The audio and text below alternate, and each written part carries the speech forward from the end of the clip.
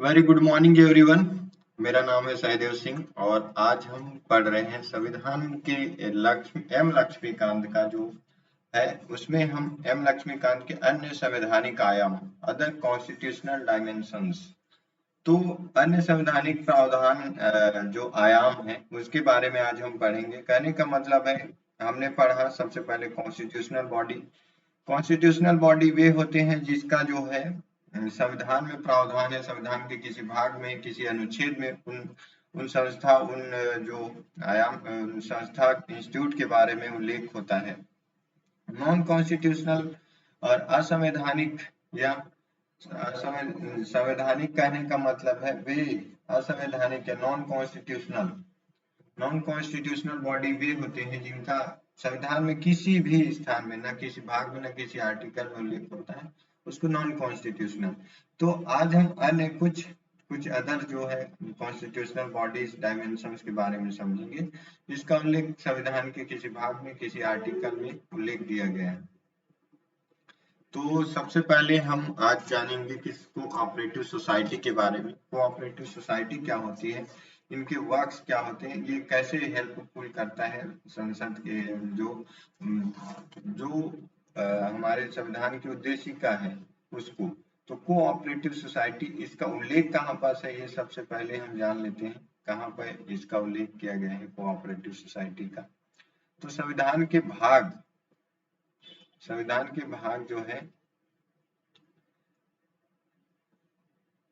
संघ की भाषा राजभाषा संबंधित ये नहीं है। नेक्स्ट देखते हैं।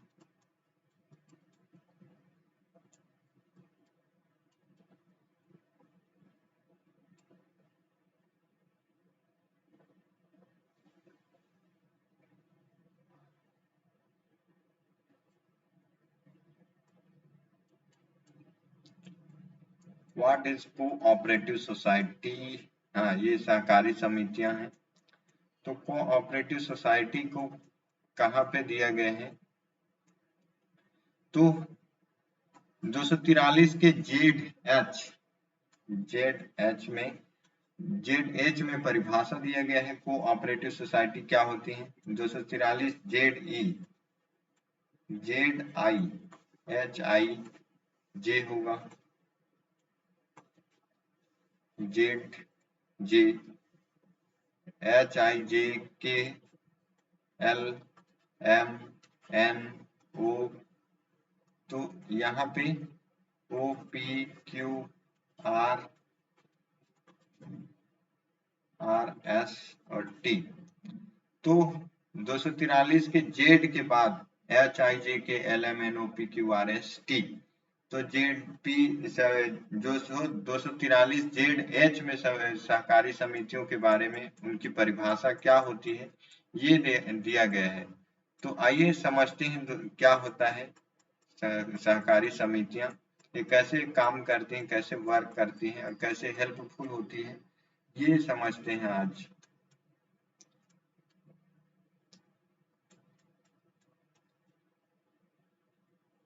तो कब आया ये समझते हैं कोऑपरेटिव सोसाइटी। 2011 का 97वां संविधान संशोधन अधिनियम सहकारी समितियों को संवैधानिक स्थिति और संरक्षण प्रदान करता है। इस सिलसिले में विधेयक ने संविधान में निम्नलिखित 3 बदलाव किए। इसने सहकारी समितियां बनाने के लिए अधिकार को मौलिक अधिकार बनाया 19(1) में।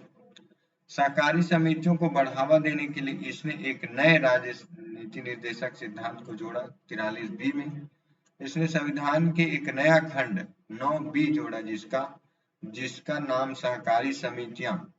9 में इसका उल्लेख है भाग 9 में 43 जेड एच से जेड टी तक।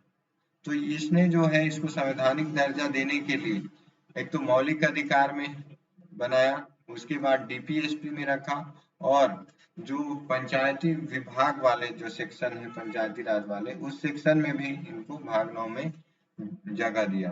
संवैधानिक प्रावधान क्या कहता है कि खंड 9(b) में सहकारी समितियों से संबंधित सहकारी समितियों का संस्थापन स्वैच्छिक संगठन स्वेच्छा से यह सदस्यों के लोकतांत्रिक नियंत्रण, सदस्यों की आर्थिक सहभागिता तथा स्वायत्त कार्य प्रणाली के सिद्धांतों के आधार पर राज्य विधानमंडल सरकारी समितियों के संस्थापन, नियमन एवं बंद करने संबंधी नियम बनाएगा।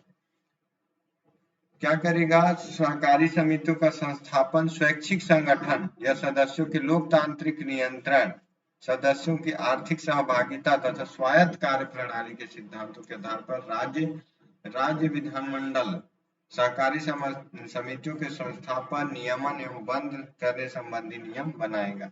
राज्य विधानमंडल की बात हुई है।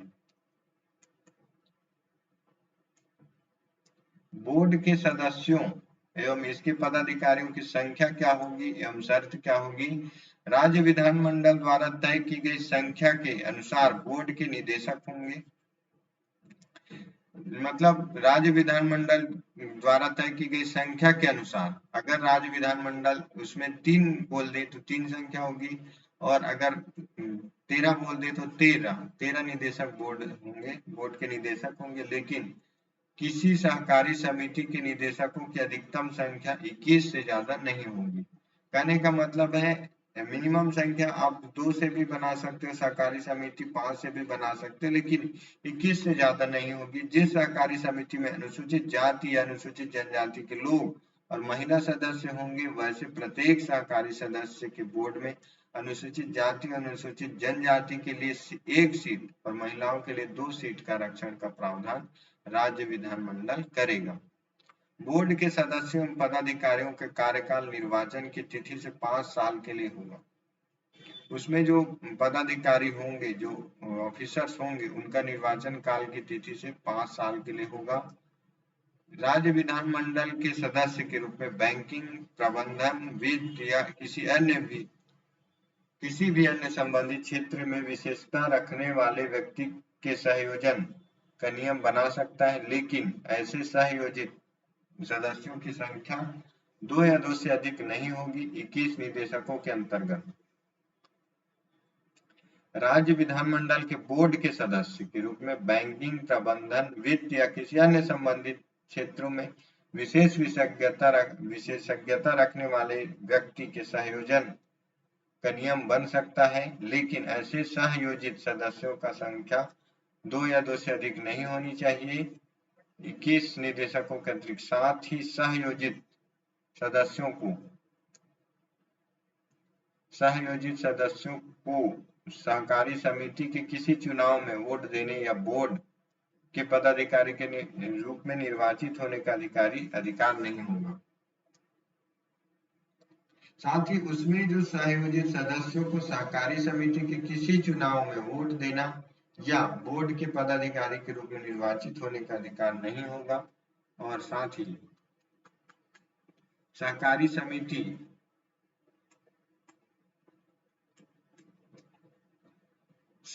समिति के क्रियाशील निदेशक बोर्ड के भी सदस्य होंगे। क्रियाशील निदेशक जो सहकारी समिति के क्रियाशील बोर्ड के सदस्य भी होंगे, और ऐसे सदस्यों की गिनती निदेशकों की कुल संख्या जो 21 है वे नहीं होगी। बोर्ड के सदस्यों का चुनाव यह सुनिश्चित करने के लिए कि बहिर्गामी बोर्ड के सदस्यों का कार्यकाल समाप्त होने के तुरंत बाद नवनिर्वाचित सदस्य पदभार ग्रहण कर लें। बोर्ड का चुनाव कार्यविधि पूरा होने से पहले कराया जाएगा। मतदाता सूची बनाने के लिए काम की देखभाल, निर्देशन एवं नियंत्रण तथा सहकारी समितियों का चुनाव कराने का अधिकार विधानमंडल द्वारा तय किए गए निकाय को होगा।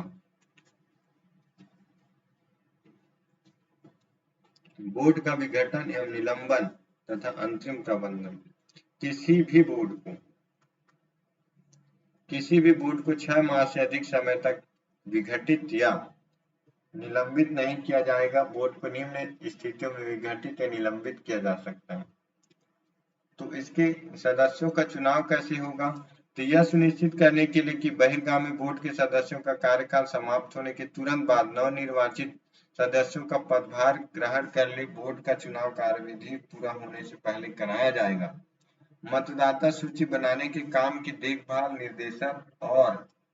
निर्देशन एवं नियंत्रण तथा सहकारी समितियों का चुनाव कराने का अधिकार विधानमंडल द्वारा तय किए गए निकाय का होगा।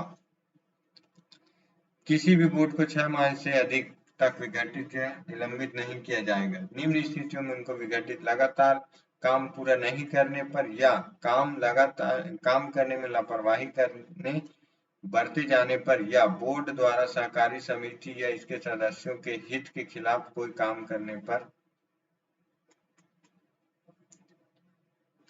पर या बोर्ड के गठन या कामकाज में गतिरोध की स्थिति बनने पर। राज्य के कानून के अनुसार चुनाव करवाने में निर्वाचन निकाय के विफल होने पर। हालांकि किसी ऐसी सहकारी समिति के बोर्ड को विघटित या निलंबित नहीं किया जा सकता जहां सहकारी शेयर कर्ज या वित्तीय सहायता या किसी तरह की सरकारी गारंटी नहीं है। बोर्ड को विघटित किए जाने की स्थिति में ऐसी सहकारी समिति के कामकाज को देखने के लिए नियुक्त किए गए प्रशासक 6 माह के अंदर चुनाव कराने की व्यवस्था करेंगे तथा निर्वाचित बोर्ड को प्रबंधन सौंपेंगे। सहकारी समितियों के खातों का अंकेक्षण। राज्य विधानमंडल सहकारी समितियों के खातों के अनुरक्षण तथा हर वित्तीय वर्ष में कम से कम एक बार खाते के अंकेक्षण का नियम बनाएगा। इसमें सहकारी समितियों के खातों के अंकेक्षण के लिए अंकेक्षकों एवं अंकेक्षण फर्मों की पूर्ति योग्यता निर्धारित की जाती है।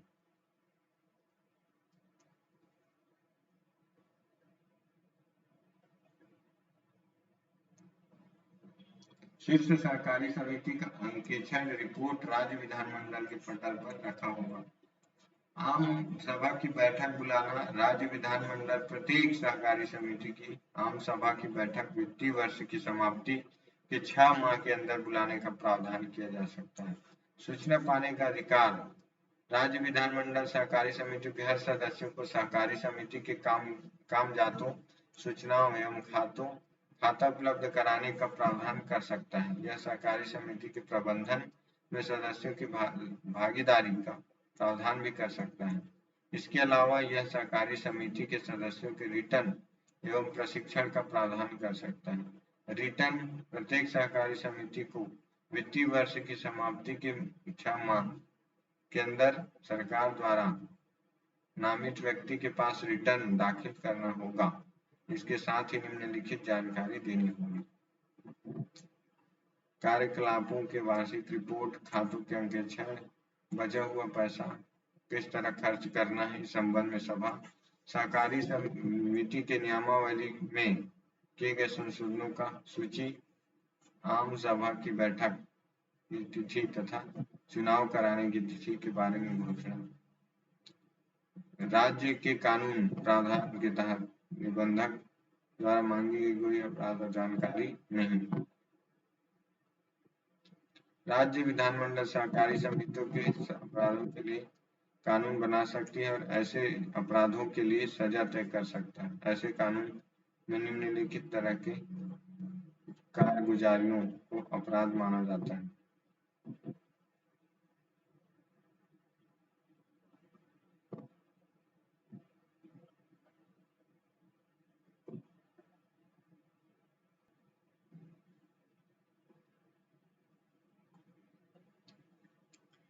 किसी व्यक्ति द्वारा जानबूझकर राज्य के कानून के तहत जारी किए गए किसी सम्मन, मांगी गई जानकारी या जारी किए गए आदेश की अवज्ञा करना। कोई भी नियोजक जो बगैर किसी पर्याप्त कारण के अपने कर्मचारियों से ली गई रकम को 14 दिनों के अंदर सहकारी समिति में जमा नहीं करेगा।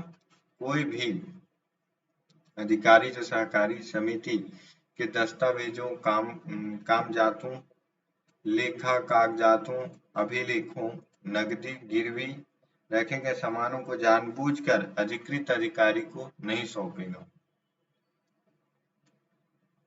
कोई भी व्यक्ति जो बोर्ड के सदस्यों या पदाधिकारियों के चुनाव के दौरान या चुनाव के बाद गलत तरीकों का इस्तेमाल करेगा। तो ऐसे प्रावधान क्या है, कहने का मतलब क्या है इन लोग का? अपराध या दंड राज्य विधानमंडल सहकारी समितियों के लिए अपराधों के लिए कानून बना सकता है ऐसे अपराध के लिए सजा तय कर सकता है जो कि इस तरह की होंगी। सहकारी समितियों द्वारा गलत रिटर्न जारी करना और किसी भी नियोजक द्वारा बगैर पर्याप्त कारण के कर्मचारियों से ली गई रकम 14 दिनों के अंदर सहकारी समिति में जमा नहीं करेगा। कोई भी व्यक्ति जो सहकारी समिति के दस्तावेजों, कागजातों, अभिलेखों, नकदी गिरवी को रखे गए सामानों को जानबूझकर अधिकृत अधिकारी को नहीं सौंपेगा। तो अर्थदंड उस पर राज्य जो विधानमंडल लगा सकता है। बहुसदस्यीय सहकारी समितियों में इन कानूनों का कार्यान्वयन इस खंड के प्रावधान बहुराज्यीय सहकारी समितियों में लागू होंगे। यह कार्यान्वयन राज्य विधानमंडल राज्य के कानून या सरकार द्वारा क्रमशः संसद किसी केंद्रीय कानून या केंद्र सरकार के हवाले से किए गए बदलावों के अनुसार होगा। केंद्र शासित क्षेत्रों में कानूनों का कार्यान्वयन इस खंड के कानून केंद्र शासित क्षेत्रों में लागू होंगे, लेकिन राष्ट्रपति निर्देश दे सकते हैं कि उनके द्वारा निर्देशित कानून का कोई खास प्रावधान या अंश वहां लागू नहीं होगा। मौजूदा कानूनों का बना रहना 2011 के 97वें संविधान संशोधन के ठीक पहले राज्यों में लागू सहकारी समितियों से जुड़े कानून जो इस खंड से मेल नहीं खाते हैं, संशोधन किए जाने या निरस्त किए जाने या लागू होने के बाद एक साल की अवधि बीत जाने में से जो सबसे कम होगा तक लागू रहेंगे। 97वें संविधान संशोधन के कारण 97वें संविधान संशोधन द्वारा उपरोक्त प्रावधानों को कानून में शामिल किए जाने के निम्न कारण हैं। पिछले वर्षों सहकारी क्षेत्रों ने राष्ट्रीय अर्थव्यवस्था के विभिन्न क्षेत्रों में अहम योगदान किया है और इसका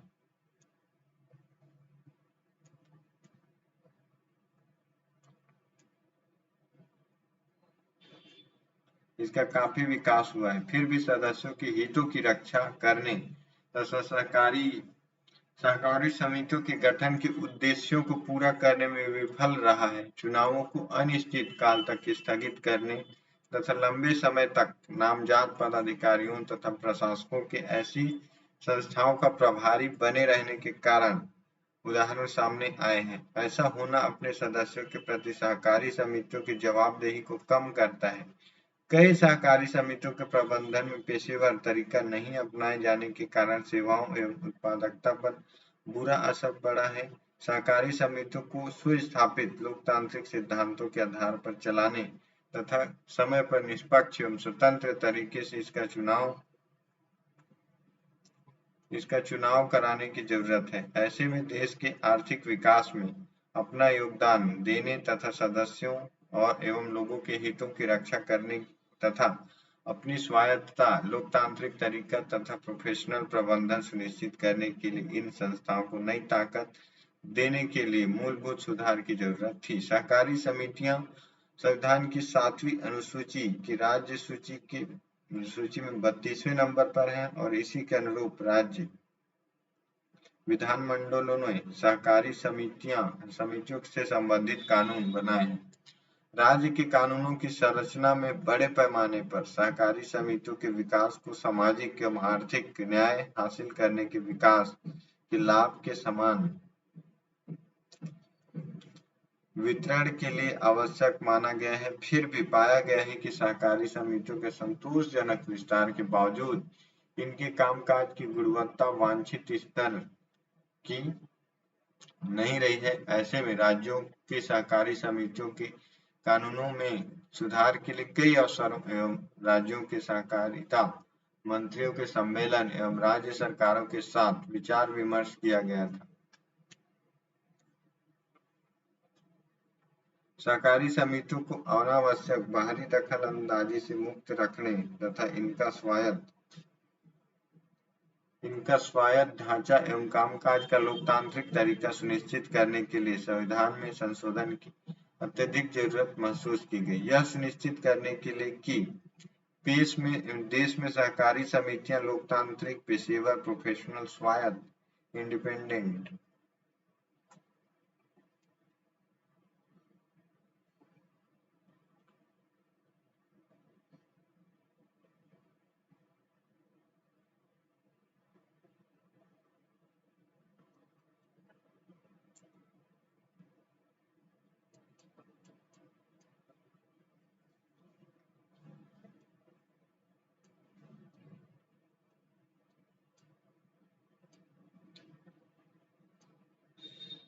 स्वायत्त तरीके से व आर्थिक रूप से अच्छी तरह काम करें, इसके लिए केंद्र सरकार प्रतिबद्ध थी। आवश्यक सुधार लाने के मकसद से सहकारी समितियों के लोकतांत्रिक, स्वायत्त एवं पेशेवर तरीके से काम करने जैसे महत्वपूर्ण पहलुओं को शामिल करने के लिए संविधान में एक नया भाग जोड़ने का प्रस्ताव रखा गया। ऐसी अपेक्षा की गई कि प्रावधान न सिर्फ सहकारी समितियों के लोकतांत्रिक, स्वायत्त व पेशेवर कामकाज सुनिश्चित करेंगे, बल्कि सदस्यों एवं दूसरे स्टेक होल्डरों के प्रति प्रबंधन की जवाबदेही भी सुनिश्चित करेंगे तथा कानूनों के उल्लंघन पर रोक लगाएंगे। तो ये सहकारी समिति को पावर देखने, उसमें समितियों को जो है सुधार करने के लिए भी लाया गया है। संविधान के भाग 3 की अनुसूची 19 की धारा 1 की उपधारा सी में सहकारी समितियां शब्द जोड़ा गया है। संविधान के खंड 4 में एक नई धारा 43 बी जोड़ा गया है, जिसमें कहा गया है सरकार सहकारी समितियों के स्वैच्छिक गठन, स्वायत्त कामकाज, लोकतांत्रिक नियंत्रण एवं प्रोफेशनल प्रबंधन को बढ़ावा देने का प्रयास